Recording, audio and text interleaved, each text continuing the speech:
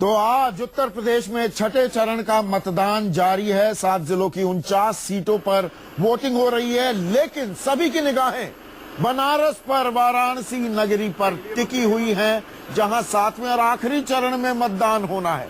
प्रधानमंत्री Modi road show के लिए अपने संसदीय क्षेत्र वाराणसी पहुंच चुके हैं। कुछ देर पहले की तस्वीरें आप अपने मॉनिटर पर देख सकते हैं।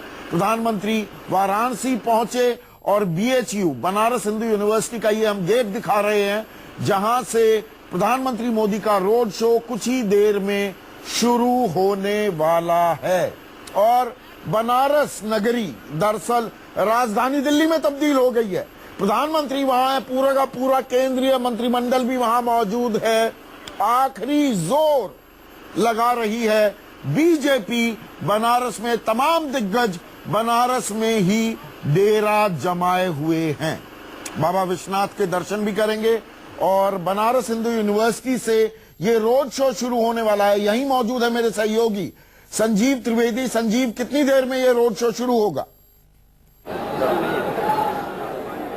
10:30 बजे का समय बताया गया था। 10:30 बज चुके हैं और अब किसी भी क्षण ये सिंह द्वार है, अगर आप देख सकते हैं सामने का बनारस हिंदू यूनिवर्सिटी का, और इस सिंह द्वार से प्रधानमंत्री बाहर आएंगे। अभी भीतर है, लैंड कर चुके हैं और महामना की ये मूर्ति जो कि पहले भी माल्यार्पण कर चुके हैं प्रधानमंत्री यहाँ 2014 में, यहाँ वो पहुंचेंगे। भारतीय जनता पार्टी के तमाम बड़े नेता इस क्षेत्र के वहां मौजूद हैं और वो आगवानी करेंगे प्रधानमंत्री का। माल्यार्पण के बाद यहाँ से प्रधानमंत्री प्रस्थान करेंगे और ये पूरा इलाका करीब 4 से 5 किलोमीटर का होगा। और यहाँ आप थोड़ी देर पहले कह रहे थे कि शहर के दूसरे क्षेत्र में बलून उतार लिए गए हैं, वो शहर का दूसरा क्षेत्र था, लेकिन यहाँ प्रधानमंत्री आ रहे हैं, कहीं कोई बलून नहीं उतारा गया है। सारे बलून अपनी जगह वर्तमान हैं। उनके स्वागत के लिए जो तोरण द्वार बनाए गए हैं उस तरह से बलून सजाया गया है।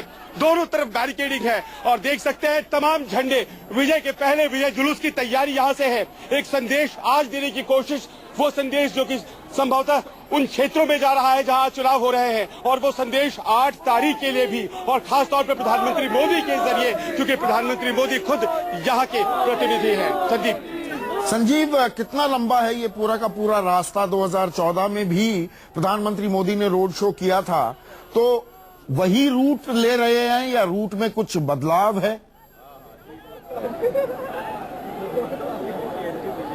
देखिए, एक बात तो आपको माननी पड़ेगी, प्रधानमंत्री मोदी यहाँ अपने चुनाव क्षेत्र में काफी लोकप्रिय हैं, लेकिन उनकी लोकप्रियता का एक मापदंड ये भी है कि उनके समर्थन में ये जो तमाम आप क्राउड देख रहे हैं, भीड़ देख रहे हैं समर्थकों की, जरूरी नहीं है कि सब के सब वाराणसी से हो।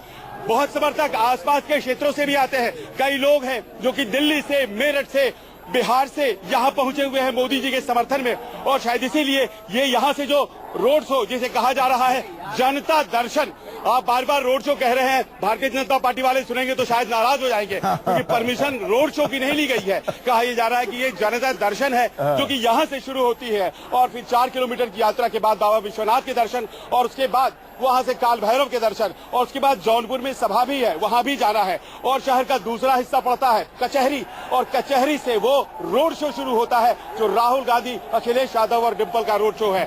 टक्कर पे टक्कर कही जा सकती है। बनारस, आप कह रहे थे, पॉलिटिकल कैपिटल के रूप में तब्दील हो गया है। तमाम बड़े यहाँ नेता मौजूद हैं और आपको जान करके कितना आश्चर्य हो सकता है कि केवल 25 वर्ग किलोमीटर क्षेत्र में प्रधानमंत्री अपने संसदीय क्षेत्र में 3 रैलियां आज, कल और परसों करने जा रहे हैं। ये सौभाग्य है, भारतीय जनता पार्टी के लोगों का कहना है, लेकिन विपक्ष कह रहा है कि क्या अपने आप को कमजोर समझ रहे हैं प्रधानमंत्री, तो जहां पर वो इतनी रैलियां कर रहे हैं। बिल्कुल, मेरे साथ राकेश त्रिपाठी प्रवक्ता हैं, भारतीय जनता पार्टी के प्रदेश प्रवक्ता, उत्तर प्रदेश के प्रवक्ता हैं। साथ ही साथ डॉक्टर रहमत खान, बीएसपी के प्रदेश प्रवक्ता, लखनऊ से जुड़ चुके हैं। राकेश त्रिपाठी, जो लोग जो आरोप लगा रहे हैं विरोधी, ये घबराहट है कि प्रधानमंत्री अपने संसदीय क्षेत्र में एक विधानसभा चुनाव के लिए 3 दिन डेरा जमाएंगे, या ये दरअसल आखिरी पुश है, ये आखिरी जोर लगाया जा रहा है, ताल ठोकी जा रही है बनारस में?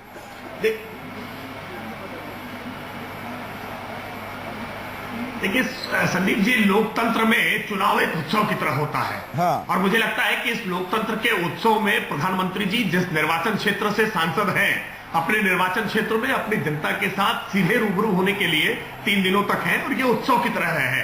आज वो जहां काशी विश्वनाथ के दर्शन करेंगे, काल भैरव के दर्शन करेंगे, वही काशी की जिस जनता ने उनको चुन करके भेजा है उसका भी वो दर्शन करेंगे, उसका भी साक्षात्कार करेंगे, उससे भी सीधे रूबरू होंगे। मुझे लगता है कि जिस तरह का मंजर, जिस तरह का वातावरण 2014 के लोकसभा चुनाव के समय में दिख रहा था और जिस तरह का प्यार काशी की जनता का प्रधानमंत्री के प्रत्याशी उस समय हमारे थे नरेंद्र मोदी जी, उनके प्रति जो उभर रहा था, आज प्रधानमंत्री के जिस तरह से साथ स्वागत के लिए एक बड़ा जनसमूह उमड़ा हुआ दिखाई पड़ रहा है, उसी तरह का वातावरण दिखाई पड़ रहा है जिस तरह का वातावरण 2014 के लोकसभा चुनाव के समय में था। मैं निश्चित तौर पर दावे के साथ कह सकता हूं कि 2014 के चुनाव में जिस तरह से अभूतपूर्व समर्थन हमको 73 सांसदों के रूप में उत्तर प्रदेश से दिया था, इसी तरह का अभूतपूर्व समर्थन उत्तर प्रदेश के 2017 के विधानसभा के चुनाव में उत्तर प्रदेश की जनता हमें देने जा रही है।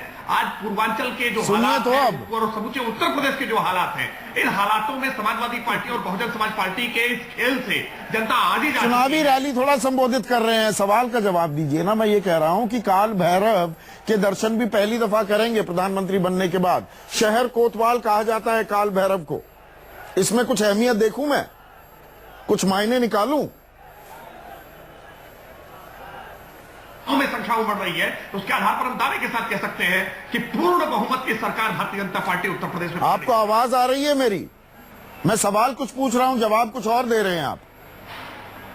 जी आ रही है आवाज? मैं ये पूछ रहा था काल भैरव के प्रधानमंत्री बनने के बाद। आपकी आवाज बहुत कम आ रही है, मैं कोशिश कर रहा हूं आपकी आवाज समझने की। ठीक है, पहले उसको ठीक कराते हैं। 3 दिन तक प्रधानमंत्री का बनारस में जमना, आपने इतने सालों न जाने कितने विधानसभा और लोकसभा चुनाव देखे हैं।